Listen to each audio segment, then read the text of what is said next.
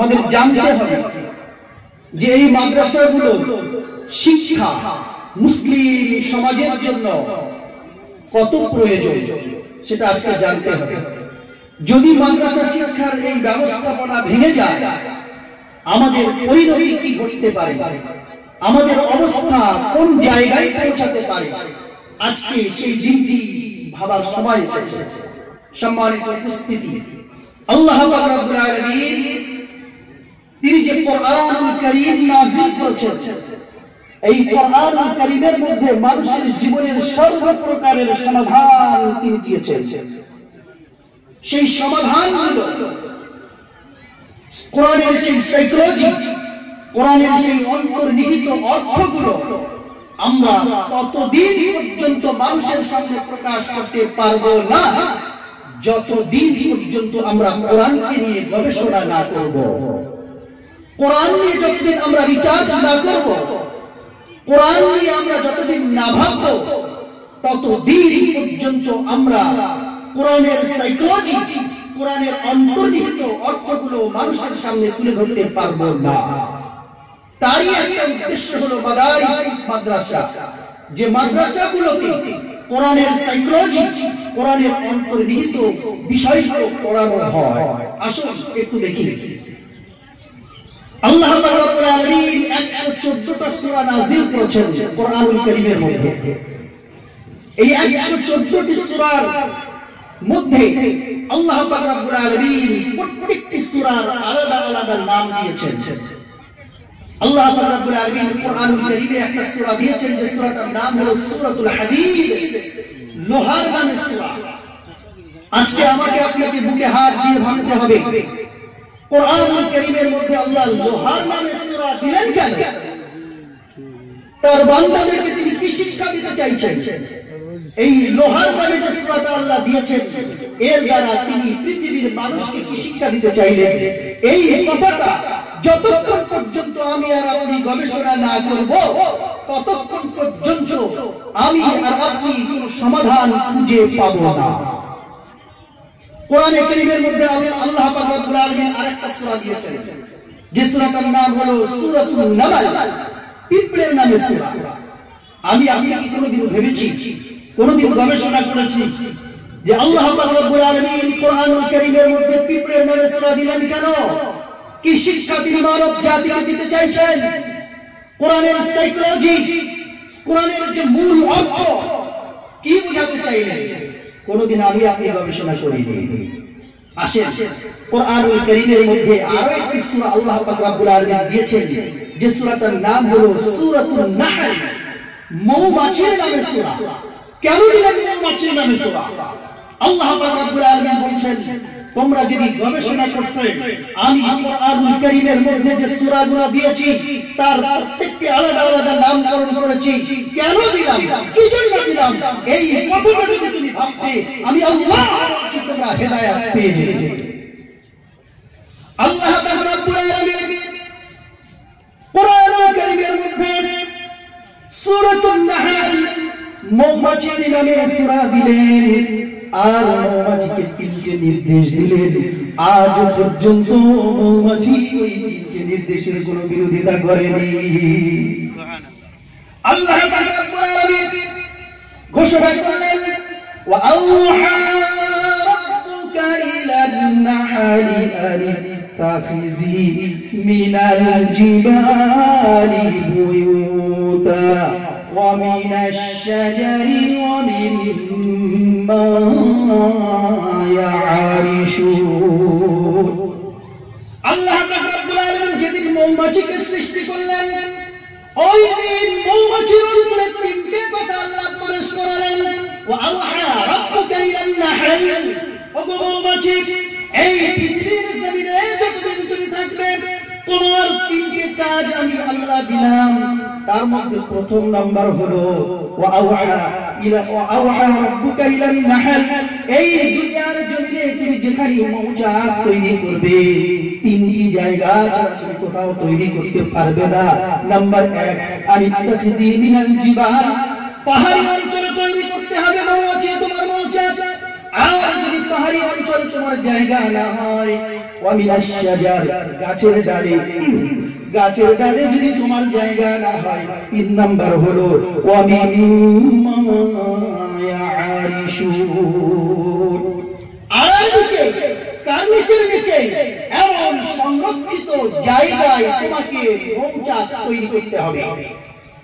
আজকে বীরভূম জেলার বগলবাড়ি বাটির লোকেরা আজকে ভাবুন তো, কেন দিলেন আল্লাহ পাক রব্বুল আলামিন মৌমাছিকে এই 3টে নির্দেশ সূরাতুন নাহল নাযিল করে বিশ্ববাসীকে, মানব জাতিকে কি শিক্ষা আল্লাহ দিতে চাইলেন? একজন ব্যক্তি হাত তোলেন তো যে আমরা গবেষণা করেছি। কিন্তু হাফিজ উবাইদুল্লাহ সাহেব তিনি গর্বের সাথে বলতে পারবেন, এই যে মাদ্রাসা কায়েম হয়েছে এই সেই জায়গা যেখানে এই কোরআনের গবেষণা হয়, তিনি বলতে পারবেন। কারণ এই সেই মাদ্রাসা যেখানে এই শিক্ষাগুলোই দেওয়া হয়। সম্মানিত উপস্থিতি, আমাদেরকে কোরআনের কাছে আসতে হবে। কোরআনের সাইকোলজি, কোরআনের অন্তর্নিহিত অর্থগুলো আমরা যতক্ষণ পর্যন্ত না বুঝবো, হেদায়েত হাত পা ছড়াছড়ি করেও পাওয়া যাবে না। সেই জন্য মাদ্রাসা একমাত্র পথ যেখানে এই কোরআনের সাইকোলজি শিক্ষা দেওয়া হয়। আসুন আমি কোরআনুল কারীমের একটা ছোট্ট সূরা আপনাদের কাছে তেলাওয়াত করেছি, সময় যেহেতু সংক্ষেপ, একটুখানি আমরা ভাববো আজকে কোরআন মানব জাতিকে কি মেসেজ দেয়। আল্লাহ পাক রব্বুল আলামিন একটা ছোট কনিষ্ঠতম একটা সূরা নাযিল করলেন, যে সূরাটার নাম হলো সূরাতুল আসর। ইমাম শাফি রাহমাতুল্লাহ আলাইহি বলেছেন, লাউ মা আনজালাল্লাহু ইল্লা হাযিহি সূরা লাকাফা, আল্লাহ যদি গোটা 30 পারা কোরআন নাযিল না করতেন, অনলি শুধুমাত্র সূরাতুল আসর নাযিল করে দিয়ে তার বান্দাদেরকে বলে দিতেন তোমাদের জন্য সূরাতুল আসর, এটাই কোরআন, আর কিছু নাযিল করা হবে না, ইমাম শাফি বলেছেন এটাই যথেষ্ট হয়ে যেত মানুষের হেদায়েতের জন্য। বলেন সুবহানাল্লাহ। জি আছে কি এই সূরার মধ্যে? আল্লাহ পাক রব্বুল আলামিন এই সূরাতুল আসরে মূল বক্তব্য পেশ করার আগে শপথ নিয়েছেন, কসম করেছেন। শপথ নিলে এখন আপনি বলেন, যারা আমরা এখানে বসে আছি, কোরআনুল কারীমের মধ্যে আল্লাহ যে শপথ নিলেন, কেন নিলেন, কি জন্য নিলেন, এই কথাটা আমরা কজন ভেবেছি, এই কথাটা আমরা কজন চিন্তা করেছি? এই চিন্তা, এই ভাবনা একমাত্র মাদ্রাসাতেই দেওয়া হয়। তাই প্রথমেই বলেছি, আপনি বলতে পারেন, প্রশ্ন করতে পারেন, মাদ্রাসায় কি শিক্ষা দেওয়া হয়? জি মাদ্রাসায় এই কোরআনের সাইকোলজি, কোরআনের এই অন্তর্নিহিত অর্থগুলোর শিক্ষা দেওয়া হয়। আল্লাহ পাক রব্বুল আলামিন শপথ করলেন কেন? আল্লাহ কি মিথ্যা কথা বলেন নাকি? নাউযুবিল্লাহ, আল্লাহ তো মিথ্যা কথা বলেন না, তথাপিও আল্লাহ শপথ করলেন কেন? এ ব্যাপারে মুফাসসিরিনরা অনেক কথা বলেছেন। শুধুমাত্র সূরাতুল আসরে যে আল্লাহ শপথ করেছেন এমন নয়, কোরআনের অনেক জায়গায় আল্লাহ শপথ দিয়েছেন। যেমন মক্কার কাফেররা বিশ্বনবী মুহাম্মদুর রাসূলুল্লাহকে পাগল বলতো, মুহাম্মদ তুমি পাগল। আল্লাহ পাক রব্বুল আলামিন সঙ্গে সঙ্গে মক্কার কাফেরদের বিরোধিতা করলেন, আর বিশ্বনবী মুহাম্মদুর রাসূলুল্লাহ সাল্লাল্লাহু আলাইহি ওয়াসাল্লামকে সাপোর্ট করলেন।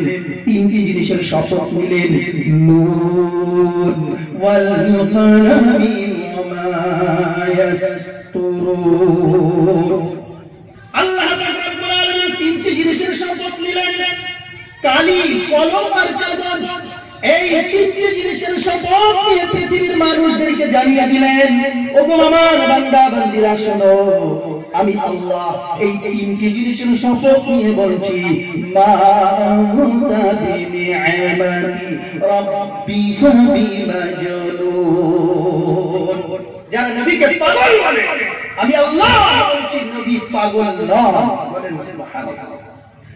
এখন কথা হলো, কালি, কলম, কাগজের শপথ নিলেন কেন আল্লাহ? কি দরকার ছিল শপথ নেওয়ার?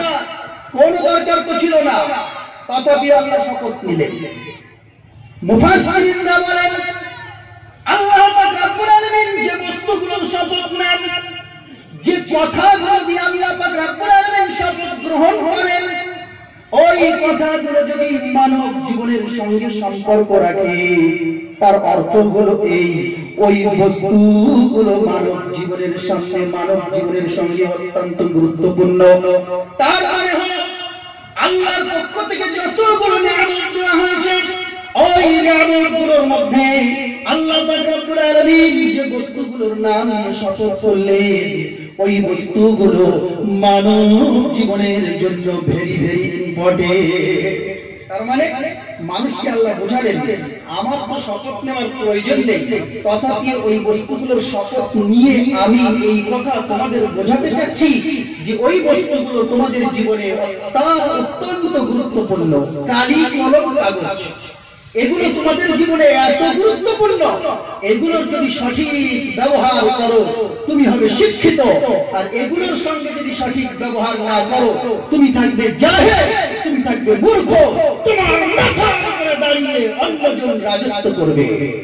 শিক্ষার গুরুত্ব বাড়িয়ে দিলেন এই শপথ নিয়ে। অনুরূপভাবে আল্লাহ পাক রব্বুল আলামিন সূরাতুল আসরের মধ্যে শপথ নিলেন, ওয়াল আসর, আমি আল্লাহ সময়ের শপথ করলাম, টাইমের শপথ করলাম, কালের যুগের মহাকালের শপথ আমি আল্লাহ পাক রব্বুল আলামিন করলাম। তার মানে কি?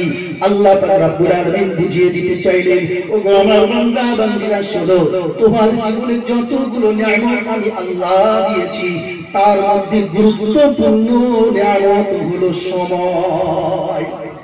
তোমার জীবনে গুরুত্বপূর্ণ নিয়ামত হলো সময়। এই সময় তোমার জীবনে গুরুত্বপূর্ণ নিয়ামত। কোরআনে কারীমের পৃষ্ঠা উল্টাবেন, প্রত্যেকটি পৃষ্ঠাতে মানুষের জন্য আল্লাহ পাক রব্বুল আলামিন যে মেসেজ দিয়েছেন, সেই মেসেজগুলো আমাদের জন্য অত্যন্ত গুরুত্বপূর্ণ। যেমন সূরাতুল আসরে আল্লাহ শপথ করে মানুষের জীবনের গুরুত্বপূর্ণ যে বস্তু, সেটা হলো সময়। আজ এই সময় আমরা নষ্ট করি।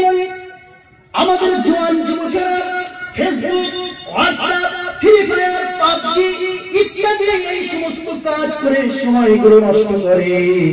একদিনও কি কোনোদিন আমরা মনে করেছি এই যে সময়গুলো নষ্ট করছি, এই সময়গুলো আল্লাহর দরবারে হিসাব দেওয়া লাগবে? কোনদিন ভেবেছি আল্লাহর দরবারে হিসাব দেওয়া লাগবে? না, ভাবি না। এই মাদ্রাসা ছাত্রদেরকে এই শিক্ষাই দেয়, তোমার জীবনের মহামূল্যবান সম্পদ হলো সময়। সময়টাকে কাজে লাগাও, টাইমটাকে কাজে লাগাও। নবীজি সাল্লাল্লাহু আলাইহি ওয়াসাল্লাম এর একটি হাদিস এই আয়াতের সঙ্গে অত্যন্ত গুরুত্বপূর্ণ। নবীজি বললেন, তিরমিজি শরীফের বর্ণনা, বিশ্বনবী বললেন, নি'মাতানি মাগবুনুন কাসীরুন ফীহিমা মিনান নাস। আল্লাহর পক্ষ থেকে দুটো নিয়ামত এমন আছে যে দুটি নিয়ামতে আমার উম্মতিরা ধোঁকা খায়। তার মধ্যে একটা হলো আস-সিহহাতু, দুই নাম্বার হলো আল ফারাগ। আমার উম্মতি যখন সুস্থ থাকে ওই সুস্থতার গুরুত্ব দেয় না, আর যখন তার হাতে সময় থাকে ওই সময়ের গুরুত্ব দেয় না। নিয়ামতান, দুটি নিয়ামত আল্লাহর পক্ষ থেকে আমাদের কাছে আছে। একটা হলো সুস্থতা। আমরা যখন সুস্থ থাকি, এক চোট দেখি, হাঁটুতে যখন রস থাকে ও এক চোট দেখে, ওর জন্ম, ওর বাহু শেষ হয়ে যাবে। এই সময় যেদিন ফুরিয়ে যাবে, সুস্থতা যেদিন নষ্ট হবে, সেদিন সব কিছুই ধ্বংস হবে। সম্মানিত উপস্থিতি, আমি সময় বেশি দিতে চাই না। এই স্বল্প সময়ে আমি যে মেসেজ আপনাদেরকে দিতে চাচ্ছি সেটা হলো, কোরআনকে বুঝতে হবে, কোরআনের কথাগুলো শিখতে হবে, কোরআনের কথাগুলো আমার আপনার হৃদয়ে অন্তরে গেঁথে নিতে হবে। যতক্ষণ পর্যন্ত আমি এবং আপনি এই কোরআনের কাছাকাছি না আসবো, ততক্ষণ পর্যন্ত হেদায়েত খুঁজে পাওয়া যাবে না। আল্লাহ রাব্বুল আলামিন তার ঈমানদার বান্দা বান্দীদেরকে লক্ষ্য করে বললেন, তোমরা যদি ঈমানদার হয়ে থাকো, তোমাদের মধ্যে তিনটে লক্ষণ পাওয়া যাবে। ওই তিনটে লক্ষণ তোমার মধ্যে আছে কিনা দেখো। আল্লাহ রাব্বুল আলামিন ঘোষণা করলেন, ইন্নামাল মুমিনুনা الذين إذا ذكر الله وجلت قلوبهم وإذا تليت عليهم آياته زادتهم إيمانا وعلى ربهم يتوكلون. الله رب العالمين জানিয়ে দিলেন ইন্নামাল মুমিনুনা আল্লাযীনা ইযা যুকিরাল্লাহ, ঈমানদারদের সামনে যখন যুকিরাল্লাহ আল্লাহর জিকির আল্লাহর কথা বলা হয়, ওই ঈমানদারের প্রথম লক্ষণ হলো ওয়াজিলাত কুলুবুহুম, ওই ঈমানদারের অন্তরটা আল্লাহর ভয়ে কেঁপে ওঠে। দুই নম্বর লক্ষণ ওয়াইদা তুলিয়াত আলাইহিম আয়াতুহু যাদাতুহুম ঈমানা, ঈমানদারদের সামনে যখন কোরআনের আলোচনা করা হয়, ঈমানদারদের সামনে যখন কোরআন তেলাওয়াত করা হয়, যাদাতুহুম ঈমানা, ওই ঈমানদারদের ঈমানটা তরতর করে বেড়ে যায়। আর তিন নাম্বার হলো ওয়া আলা রাব্বিহিম ইয়াতাওয়াক্কালুন, যারা প্রকৃত ঈমানদার তারা আল্লাহ ছাড়া কারোর উপরে ভরসা করে না। জি, এই কোরআনের মধ্যে আমি যে কথা আপনাদেরকে বোঝাচ্ছি, কোরআন একমাত্র আমাদের জন্য হেদায়েতের পথ। তাবারাকাল্লাযী নাযালাল ফুরকান আলা আবদিহি লিয়াকুনা লিল আলামিন নাযীরা। বাতিলের মধ্যে পার্থক্যকারী একমাত্র আল্লাহর কোরআন। আল্লাহর কোরআন ছাড়া হক বাতিলের মধ্যে পার্থক্য করার ক্ষমতা কারো নেই। কোরআন দিতে পারে আমাদের হক এবং বাতিলের মধ্যে পার্থক্য করার সঠিক পথ, সঠিক দিক। আপনি বলবেন এই মাদ্রাসায় কি পড়ানো হয়? এই মাদ্রাসায় এই পড়ানো হয়, হক যেটা হকের পথ অবলম্বন করো, বাতিলের যেটা বাতিলের জন্য বাতিলের বিরুদ্ধে কড়া অবস্থান গ্রহণ করো। সম্মানিত উপস্থিতি, বক্তব্য বেশি নয়, তবে এক কথা আপনাদেরকে বলবো আমি আমার বক্তব্যের শেষে, সেটা হলো মনে রাখবেন এই মাদ্রাসাগুলো যতদিন আছে, মাসাজিদগুলো যতদিন আছে, আমি আর আপনি সুরক্ষিত। যেদিন এই মাসাজিদ, মাদারিস, মাকাতিবগুলো একটা একটা করে যখন আপনার